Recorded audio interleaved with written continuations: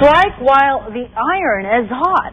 That seems to be behind Manny Pacquiao's plan to re-enter the political arena. Pacman has announced that he will run again in 2010, this time for Sarangani's congressional seat. He formally filed for a certificate of voters registration in Sarangani today.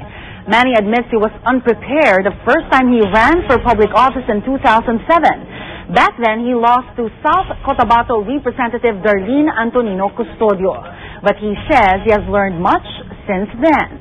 Manny says he plans to be an envoy for the restoration of peace in Mindanao. To his fans, Manny says there's no need to worry about his boxing career. Huwag sila magalala kasi, before 2010, retired na ako noon. Gusto nga ng pamilya ko, itong taon na ito mag-retire ako.